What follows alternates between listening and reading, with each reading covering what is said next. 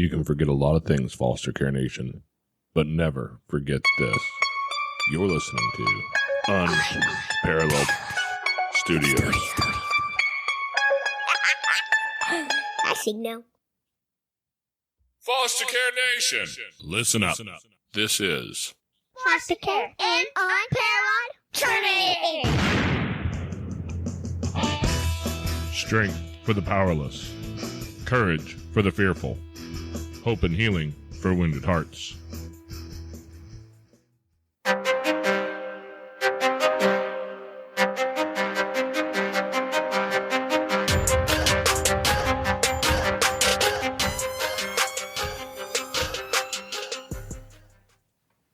Hello and welcome back to Foster Care Nation with Jason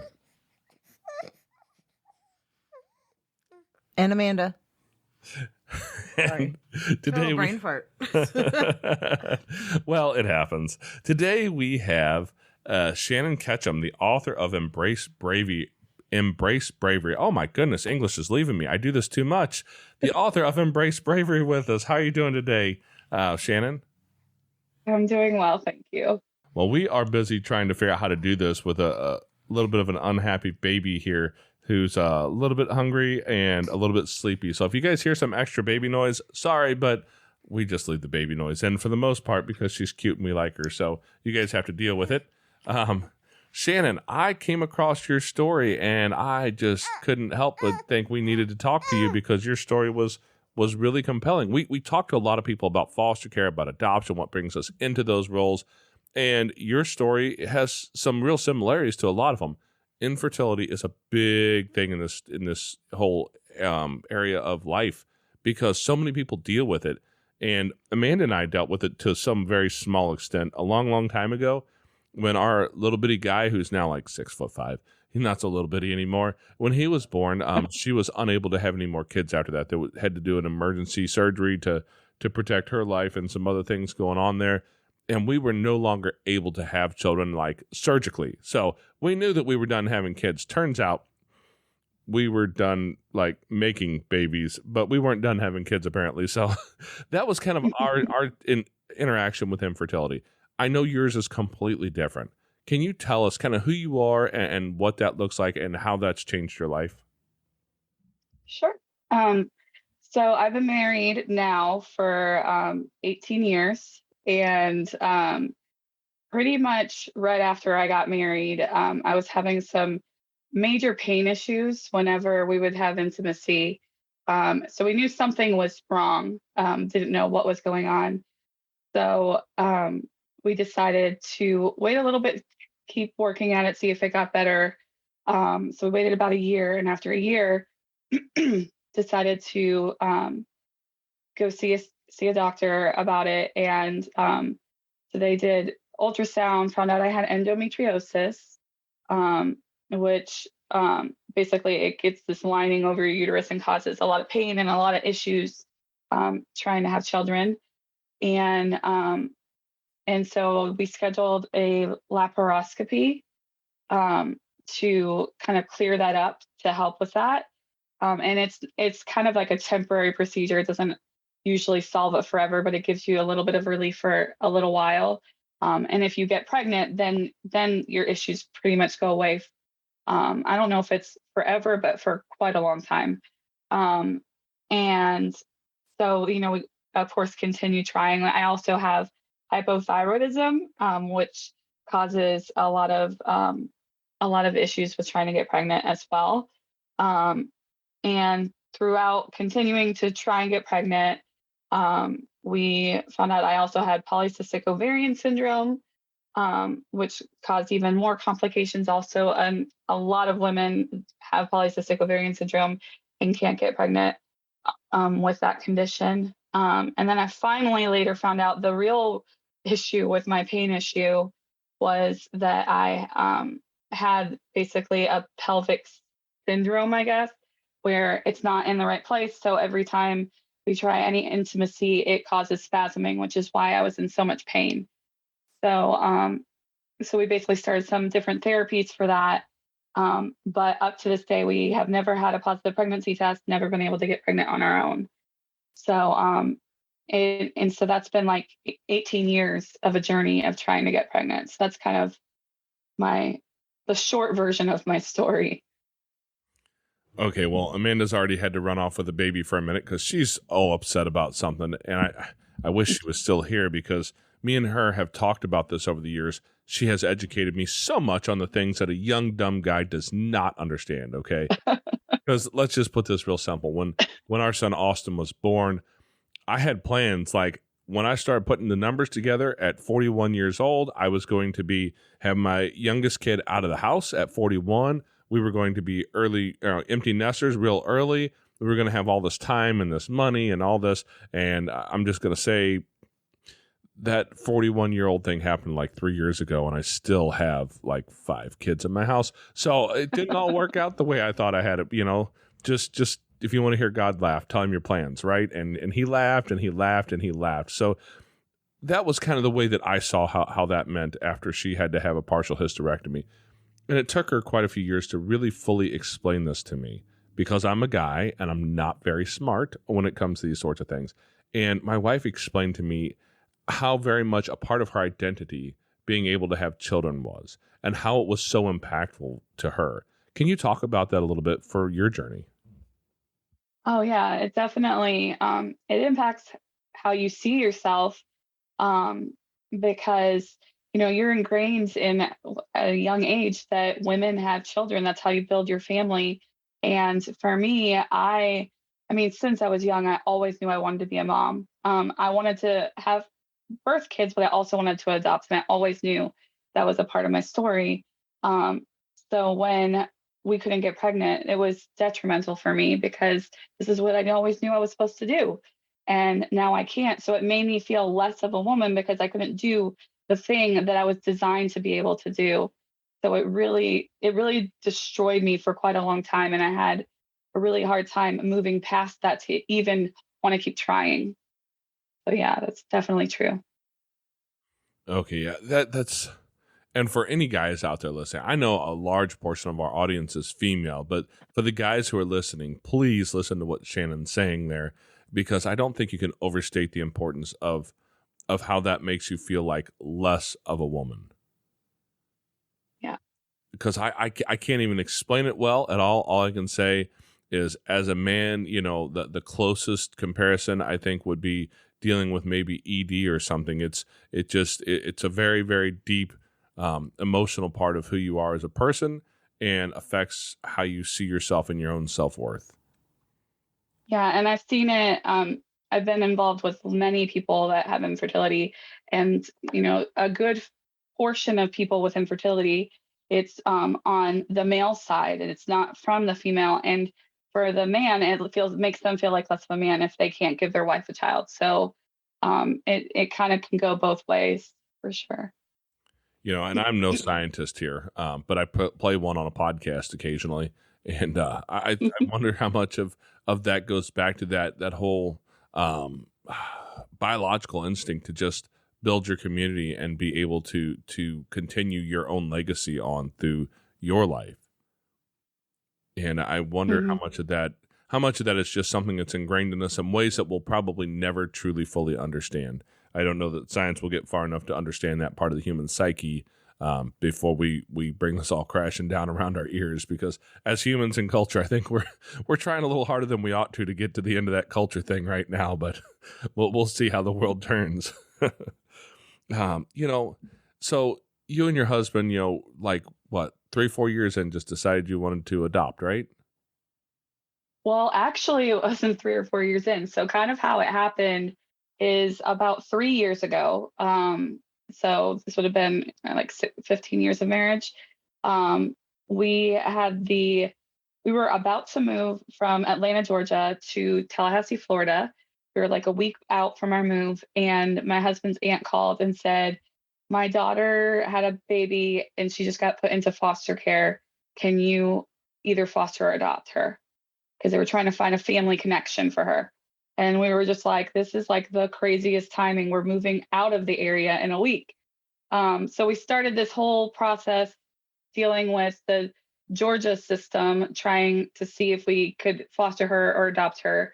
We couldn't foster her because now we lived out of state, but we came for like monthly. Went on for like 5 or 6 months. We did monthly visits to Atlanta to see the baby, also catch up on the case. We did our home study so that they could start the process with us. She was in an amazing foster home. She had a lot of medical issues. And so ultimately they decided they were going to have the foster parents adopt because of all the medical issues she had. It was going to be better to keep her where she was with all her doctors and all her care there. And since we had only been halfway, we had done most of the work. We'd already done our home study, and we had years before we had actually taken foster care classes in Atlanta and just not pulled the trigger at that time. So so once we had, now we're in Florida, we've already done the home study. All we have to do is take the 4 weeks of classes, and then we can become licensed. So we just pulled that trigger, took the classes. So that was March of 2019. So I became licensed. Oh, wow. Okay. Okay. So what about that time in the interim between coming to the realization that this probably isn't going to happen anytime real soon, as far as having biological kids, and having that first opportunity? What was that like for you guys' relationship? Anytime that you realize it's not going to happen for you the way that you expected, you have this, it's like you were talking about, you have this plan of how things are going to look, and they don't look that way. And I mean, I knew our plan wasn't looking the way it wasn't looking, 10 years before that, but it really was becoming real. Once you pass 15 years, you're like, okay, this is not happening the way that we imagined. And it's heartbreaking because we wanted to have kids that we birthed, but I also knew that adoption was a part of my story somewhere. And even when we took the classes, we weren't even sure whether we were going to go foster care or adoption, because I know that, adoption can happen in foster care, so it could come either way. So, we just came to this realization, this is the way that our family's gonna have to be built. It was, over years that we were mourning the loss of things not happening the way we envisioned that they would happen. And I specifically went through a period of like probably 2 years in the middle of our journey where I was severely depressed. I didn't want to do anything. I didn't want to go anywhere. I didn't want to talk to anybody. And I ended up, thankfully, being able to go. My husband made a way for me to go to a women's infertility retreat in Tennessee. And it really started me on the process of starting to deal with a lot of the pain I had been dealing with and learn how to process it. So that was really helpful for me. And my husband and I have really close friends that we've made over the last 5 years, and they deal with infertility. So he's really had that outlet through the husband. So it's really how we've learned to kind of deal with, this is where we're headed now. Well, yeah, because it's extremely difficult for women. I mean, it's difficult for men dealing with infertility too, but as society as a whole, we're women, we're expected to bear children. That's supposed to be one of our goals. And when that doesn't happen, it can leave you feeling really inadequate. How did you deal with that? Okay, citizens of Foster Care Nation, we want to hear from you. We want to hear any stories that you'd like to share with us, anything that might be funny, inspiring, touching, heartfelt, all of those things. That's what people love to hear. So why don't you send us some of your stories? You can reach us at our voicemail line at 413-FOSTER-3. Again, that's 413-FOSTER-3. Now, we're going to assume that if there's any privacy rules that you need to follow, you've already followed them and changed any names that need to be changed, because we will play some of this on the air. We look forward to hearing from you. Now, this voicemail has a limit of about, I think, 10 or 15 minutes, so anything longer than that, just contact me at jason@fostercarenation.com, and we can sit down and talk about your whole story.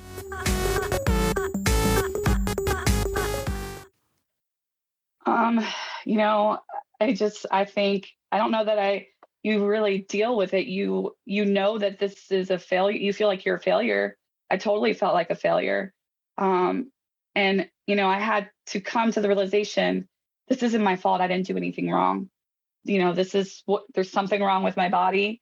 And I just have to deal with the fact that there's something wrong and figure out how to move forward, what to do next. And so when I really started to come to that realization was after I had attended this retreat. I had just found a women's support group in my city. So I started going to that group, and I eventually ended up launching my own infertility ministry, and led a support group for women in Atlanta for about a year. So that was really how I decided how I'm best going to move forward is to help others move forward too. Like if we can do this together, it'll be easier. So that's really how I kind of process through it, I think. Well, for me as a guy, and for women out there who may be going through it as well, what does that look like? What does support look like through that for you? Having people to talk to when something happens in your journey, that understand it, because there's lots of people in my life that love me, but they say the stupidest things thinking that they're helping when really it just hurts. And they have the best intentions, but they don't know what to say. So they're just trying to say anything to help you.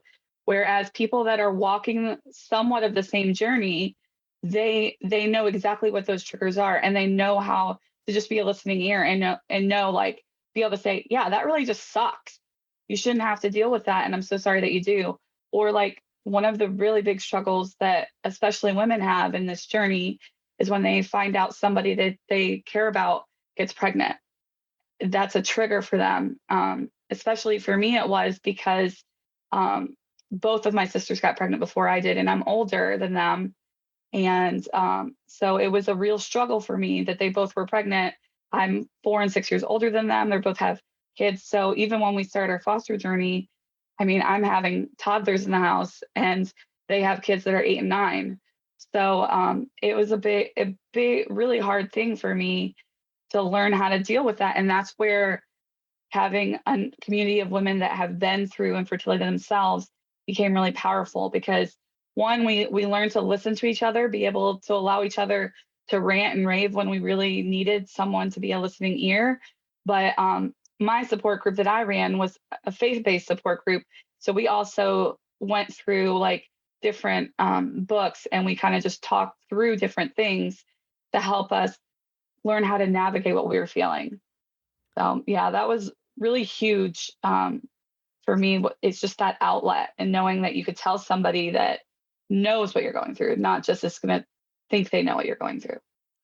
Oh, I'd really like to jump into a conversation about your ministry that you have going. But first, I have to ask this question, because for all the guys out there, for all the husbands whose wives are dealing with an infertility journey, for anybody who has a friend who's going through it, what are the stupid things that people say that we just need to shut up and mind our own business? Just relax. It'll happen. God has a plan. You could have my kids. Things like that. Like, and a lot of it is they mean well. Like, just relax. Everybody says that. Or you can just adopt, not realizing that, yes, I can adopt. But one, adoption can be expensive if you go the private route. And maybe that's not where I feel like I'm supposed to be. So I think people have really good intentions. They just don't understand fully to be able to say the right things. But those are like the number one things I've heard. And most of them come from my family. Yeah, family has the ability to say some hurtful things, don't we? Yeah. Well, and some people aren't able to get their family to understand, but towards the last probably 6-8 years of my journey, I a lot of times would just let comments slide. I'm like, they don't know, just leave it alone. But I actually started educating my family and saying, I know you totally mean well, but when you say this is how that feels for me. If you want to help me, this is how you can help me. So that became really important for me, and it helped a lot with my family. Well, and I mean, this journey is so isolating. Oh, absolutely. Yeah, I mean, before I found the support community, I was totally alone, and nobody, I knew that there was people that had dealt with infertility. I didn't know anyone. And specifically, I never heard of anybody that had one of the conditions I have. And I still have found no one that has the same condition. So when you're already dealing with something that, only 1 in 4 women have miscarriage, and only 1 in 8 women deal with infertility. So when you take that small amount, when you're around people, you know that you're probably one of the only people in the room dealing with it, which makes you feel totally alone. That feeling alone part, that's got to be one of the harder pieces, because when you're handed a journey that most people don't walk, most people have no clue about what it is, and then finding that community around you, I can only imagine how difficult that is, because we've been through some things that are rare for people to deal with, and that's always been so super hard. So as you dealt with that, and you built your own ministry around this and support groups, like, what led you to do that? Number one, we all deal with imposter syndrome. Who am I to do this? So what made you feel like you could create this thing, and how did you do that? Well, honestly, so I went to this women's retreat that I was telling you about, and it was faith-based, and while I was there, I just felt like I was supposed to start my own support group and ministry. Even though I felt like I was supposed to do it, I fought it. Like, when I came back home, I was like, no, I'm not doing this. I need people to help me. I'm not helping others right now. And that's seriously how I felt. And it probably, like, but the thought just would never leave. Like, I still felt like I was supposed to do it, even though I was fighting it. And so then I just started talking to various people. I was, at the time, I was working for my church in Atlanta, and I started talking to one of the pastors. I started talking to a friend that's a web designer, started talking to a graphic designer. And I literally had the church saying, yeah, we'll help you run your support group. And then I had the web designer saying, I'll create your website for you. And then the graphic designer, I'll create your brand for you. Like, so I literally had, like, all these things were happening that I wasn't even asking for help. I was just telling them, okay, I feel like I'm supposed to do this, and I'm not sure that I want to. And people just started saying, yeah, I'll support it. And so I was like, okay, well, I guess that means I need to do this thing. And so I literally just started pulling pieces together to launch it. And my church promoted it. So my first group that I had was through my church, and I had, like, I think 6 women in the group. And it's also where I met my best friend that was dealing with infertility, and where we connected. So it built kind of a lifelong friendship out of that too. So yeah, I never felt equipped, but I just knew that I needed to do it. Well, I mean, it sounds like you just said, I need help for me. I can't help other people right now. But and correct me if I'm wrong, but just from listening to you, by creating the group that you did create help for yourself and support. I did. Yeah. I didn't think that would happen. Like, honestly, when I went into it, I'm like, okay, I just feel like I'm supposed to do this thing to help other women. And as I was helping them, I was finding help for myself, because hearing from them and helping them, they were also pouring into me and helping me. It was a circle for each other. So yeah, it totally helped me tenfold. As I hear that, the only thing going through my head is the Circle of Life song from Lion King. So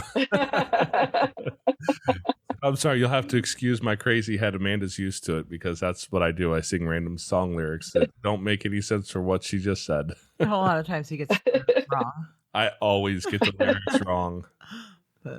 That's me. So you created this ministry, this group, at your church. What does that look like today? Are you still running that same group? No, I'm in a different city. When I came to the city I'm in, I actually partnered with another ministry called Sarah's Laughter for about a year, and we kind of co-led a group. And then the pandemic hit, so it just kind of halted. And I became a foster parent at the same time the pandemic hit, so my world became, like, crazy. So it kind of has been put on pause right now. I'm actually looking at possibly doing a virtual digital membership, so where I could, do like online support group, that kind of thing. I haven't launched that yet, but that's something that I'm currently looking at. So yeah, it's different than what it looked like before, for sure. Oh yeah, a friend of mine runs a dad's group that he has turned to an online membership sort of thing, and there's definitely because I'm part of leadership in that group now. I'll tell you, there's a lot of power in that. So I hope you do follow that pathway. But you mentioned that you stepped into foster care as pandemic stuff hit our world, and God knows, like, I don't know about anybody else, but my world has been a little bit crazy. Maybe a lot. And when we first started fostering kids, our world went a little bit crazy. I can't imagine sandwiching those two things together. What's that been like for you? um, Extremely hard because, like we talked about how infertility is very isolating, and foster care can be the same, especially when you mix a pandemic in with it. Because before the pandemic hit, my understanding is in our area, they actually had like these, I think it was weekly or monthly, they called them TFAPA meetings for the foster parents in our community. And so they would have training, but it's also a way that they built community with the other foster parents. So they canceled that as soon as the pandemic hit. So they stopped having them. So I literally came in and I knew no other foster parents. And our world was already shutting down. So even the people we did know, we had no exposure to. And we had just, I don't know, less than a year before that had just moved to the area we live in. So I haven't even had a chance to build my own community outside of foster care.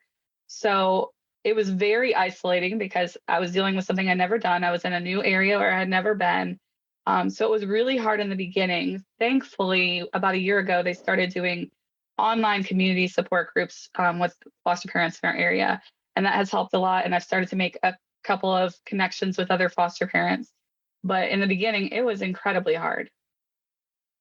Oh, I can imagine. Because like I said, for us, it was quite the experience to step into that. But we did have a foster support group in our area at that time. And we became fairly active in it right off the bat. As a matter of fact, for a little while, Amanda was president of that group. And that was part of what we did, and we've kind of fallen away from that because our life is just, it's gone in so many directions and spiraled so much that we just did not have a whole lot of time to even reach for that community. And not having that community around us has made it really difficult. What does that community do for you on a regular basis? Well, one is just, it goes back to the infertility support, just having listening ears when things are crazy, either on your case, dealing with the biological parents or your kids' behaviors. It's nice to be able to reach out to one of the people in the community and be like, I really don't know what to do about this, or I'm really struggling, or I feel really alone. So just being able to talk those things out is number one. Huge. But I've also had where like I had to have sinus surgery earlier this year, and I had them bringing food for me. Or when we first became foster parents, like we had a week of meals coming for us. Or we've gotten respite care when we've needed a break because it was challenging. So really, those are like the different ways that community has really stepped up and really helped us.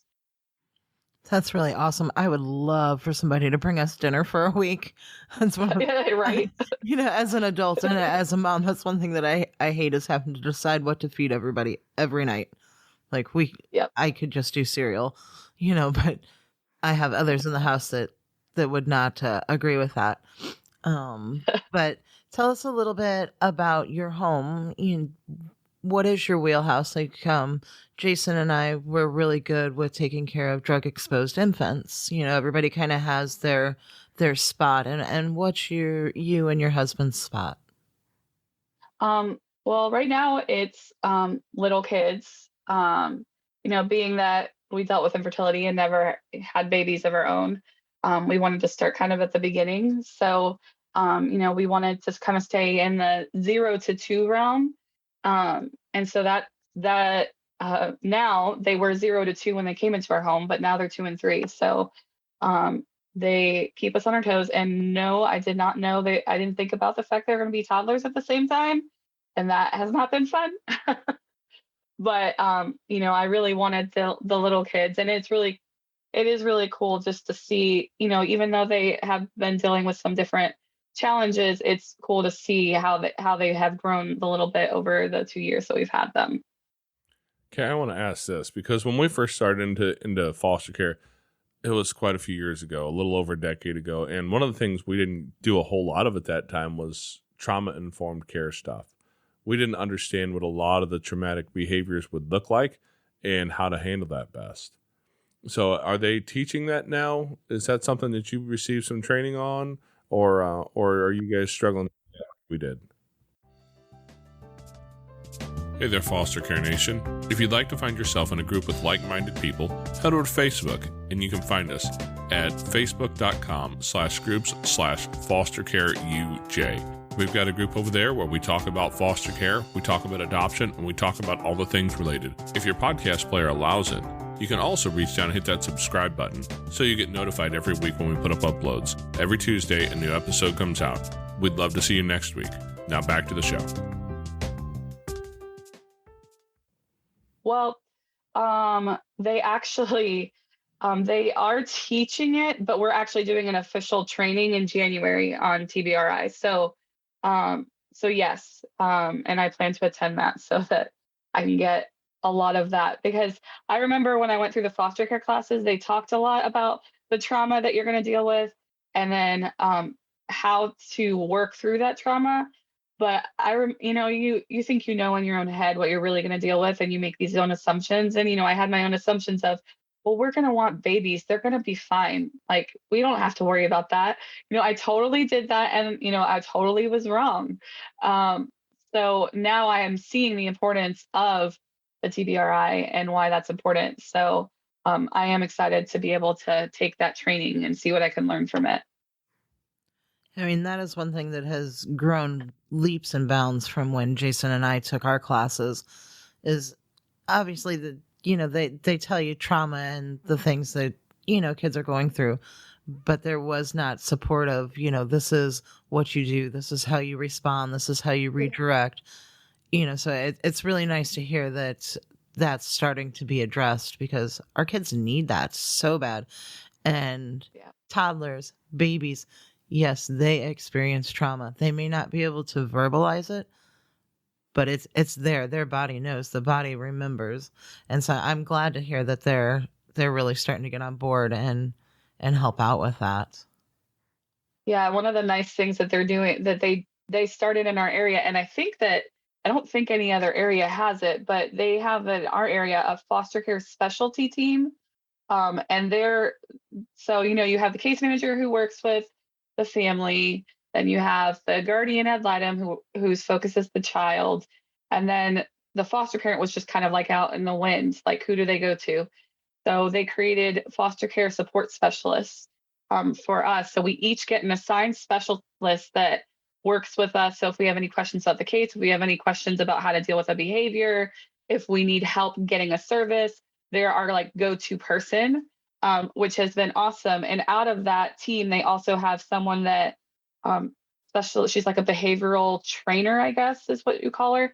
So she's like the person you call up when you're dealing with something and you're like, I have no idea how to help my kid through this. And then she'll kind of help you through it. And a lot of her training will come through trauma-informed care. So those pieces of our area I'm so glad that we waited to become foster parents till we were here, because I know in Georgia they didn't have that.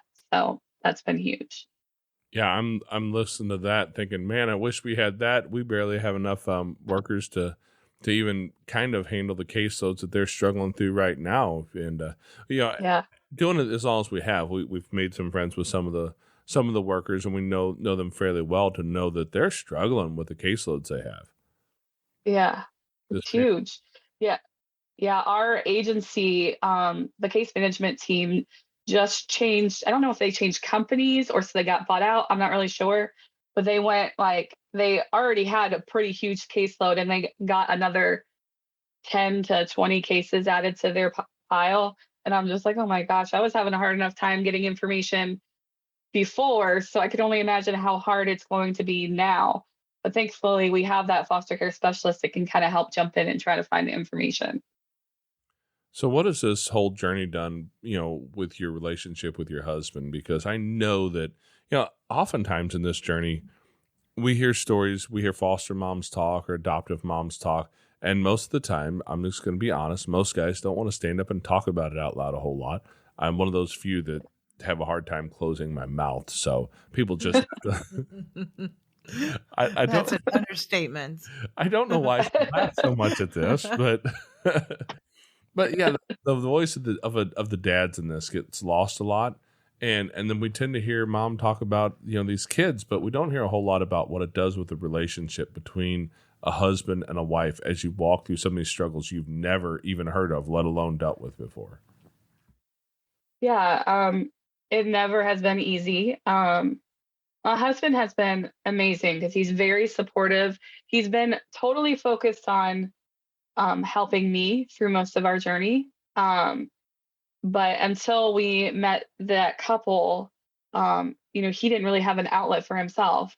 He would talk to me, but not a whole lot because guys tend to not like to talk about their feelings, as we know. So he would only talk to me a little bit about how he was feeling about infertility or when we went into foster care. So, our marriage definitely dealt with a lot of impact because we were both struggling and things weren't going the way that we wanted things to be going and feeling depressed and let down by our circumstances. So there was definitely a lot of times where we were taking it out on each other, which was not helpful because it's not helping him, it's not helping me, and neither of us is the problem. So we just had to learn that we weren't the problem, and we started coming together more. And my husband really just, whatever I told him I needed something, he tried his best to get me what I needed. Whether that was going to a retreat or whether that's I need to be alone or I need a nice big heaping pile of fudge or whatever, whatever that might be to help me, he would do what he could to help me. And when we met this couple, what was really cool is that the wife came to my support group, and while she was at support group, my husband and her husband went out to dinner, and that was where they had a chance to talk through a lot of the stuff they were dealing with in the journey too. So since they don't like to open up to others a lot, that was the one area he was okay opening up to him. And it made me feel better knowing he was getting the support and help he needed, and we could still be there for each other at the same time.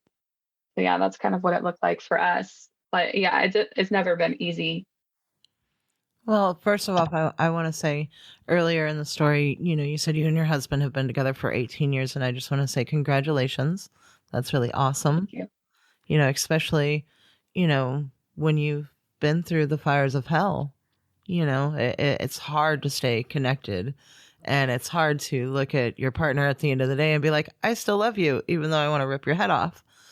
So congratulations on 18 Yeah. years, and I hope for many, many more. But I also want to point out. Hang on. Did she just say she wanted to rip my head off? Is that what I heard? Maybe some days. It's possible. I think so. But one thing that you touched upon was, men don't like to talk. They don't like to share their feelings. They don't like to feel vulnerable. We don't have them. Exactly. My point again. But that's the big point in this journey, whether it's foster care, adoption, infertility, there is not a whole lot of support for our partners. And that can be really hard when you're going through your own stuff and you're feeling your own type of way, but when you're also seeing your partner struggle. And so I can see that being really amazing for you to, finally maybe feel some peace that he has someone to talk to and can relate to. Yeah, it was huge. And I mean, outside of the fact that it was infertility and us diving into foster care, outside of that, we never really had any good couple friendships. Everything was like single friends here or single friends there. So even in life circumstances, we never really had friends that were in similar life circumstances as us. So when we finally made this connection with this couple, it was huge for our marriage because now we also had like a couple that we could actually hang out with. So we're getting community, but then at the same time, they're also dealing with a lot of the same things we're dealing with, so they can relate. And so finding that was huge, especially when I realized that, like, I was excited that we had this couple friendship. I had no idea that it would turn into my husband and him becoming so incredibly close and being able to talk about the things that, men won't talk about with their wives. So it was huge. I find it hard to believe that there's anything that we won't talk about with our wives. Come on now. Yeah. I want to speak to that for just a quick minute, though, in all honesty, that the importance of dads finding that, for any guys out there listening, I'll throw a shameless plug in for the group that I'm a part of, the Dad Edge podcast. It's run by Larry Hagner. If you find him, he has a group. That's actually the hat I'm wearing today is his group. I'm part of the leadership there now. It's a Dad Edge Alliance, and that's been a place where I've found a lot of ability to build community. I was talking with a guy this morning who he grew up not necessarily in foster care, but he was in like a military school type setting because of behavior, something very similar. But to be able to talk to other men who've been through similar things, there's a handful of foster dads in there as well. There is Darren Fink has a group, and I'm going to get it wrong, but I think it's called Foster Dads Unite.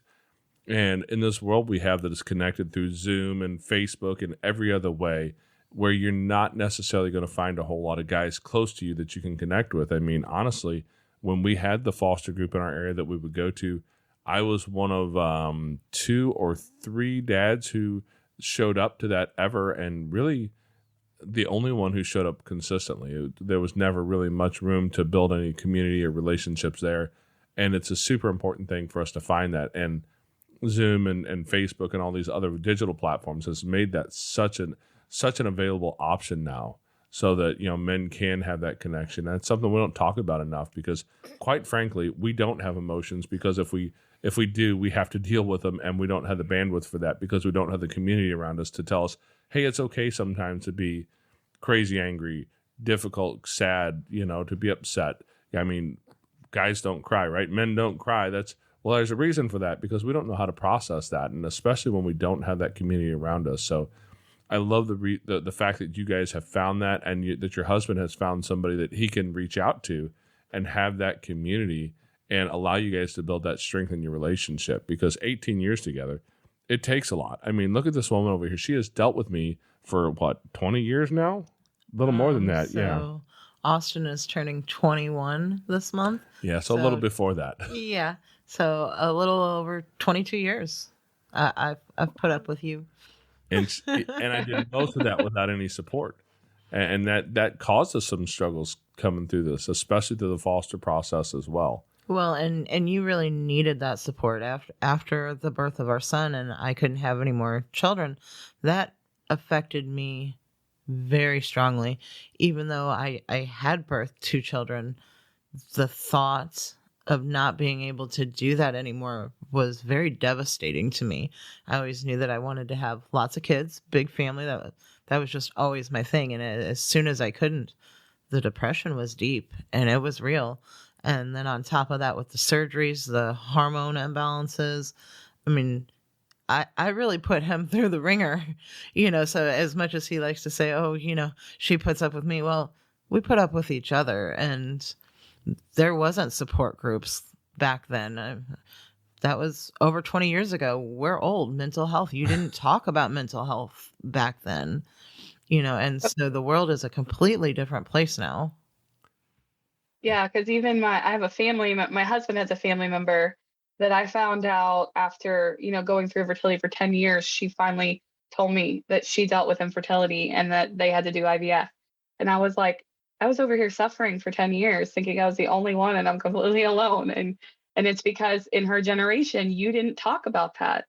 And so it's changed a lot in the last probably 5 to 10 years. Because now there's even in like an Instagram community where people with infertility will create separate accounts and talk about their infertility journey. And all these people that are dealing with infertility are building a community on Instagram. And I found a lot of that when I started my ministry, as I was finding all these people with infertility. And it's really how I built my social media presence, was reaching out to these people and helping support them through it.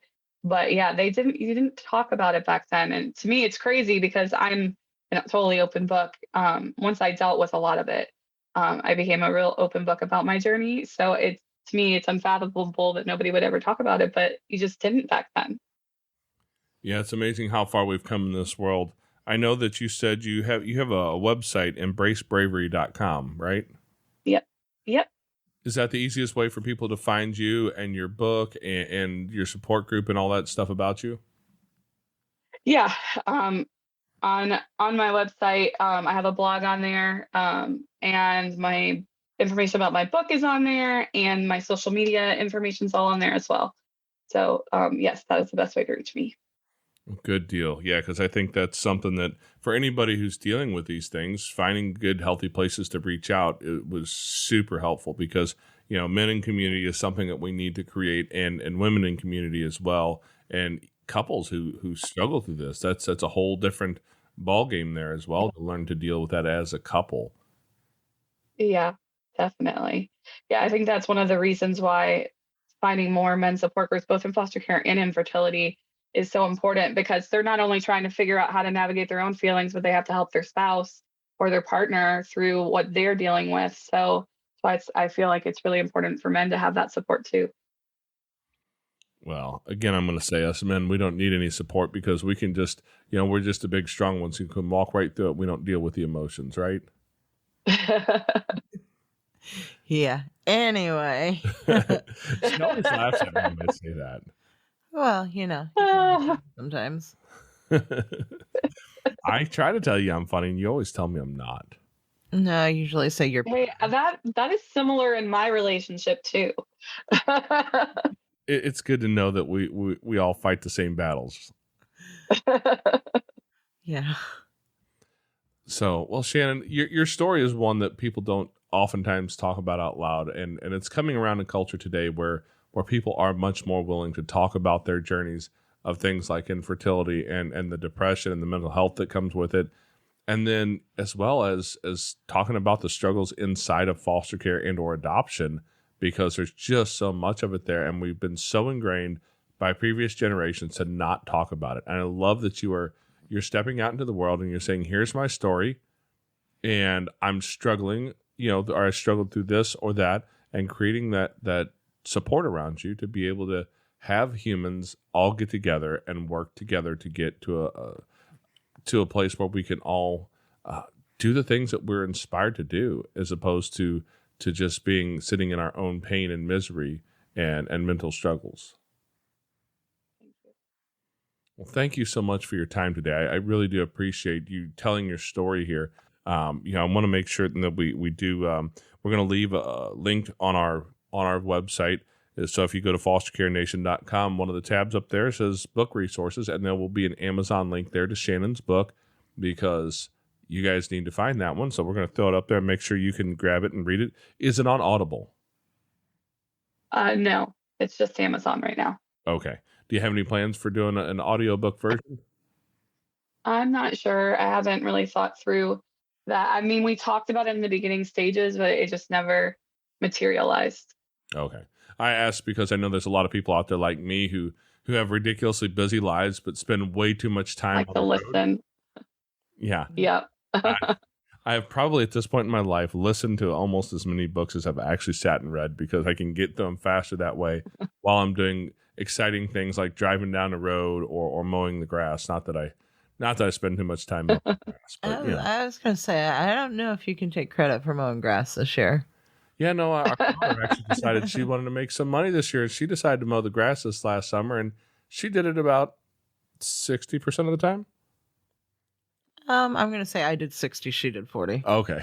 The women in my life have taken over mowing the yard, so I guess it's a little less time to listen to Audible, but I spend a lot of time on my job, and so being able to hear these messages and hear these stories and encouragements as you're doing some of the more mundane tasks of life has been very beneficial to me. So if we do see it out there, we'll make certain that we mention that as well, because I just love the audiobook format for busy people like me. But I love the fact that you've been so open and vulnerable and honest with your story, and a story that most people don't feel comfortable telling.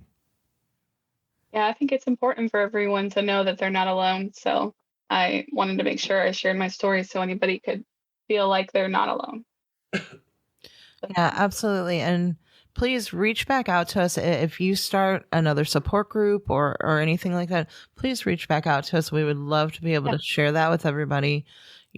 That's one of the main reasons for our platform, is just to help build that community. So, another book or Will do. support group or anything, please just reach back out to us and we would Will love do. to help promote that for you. Thanks so much.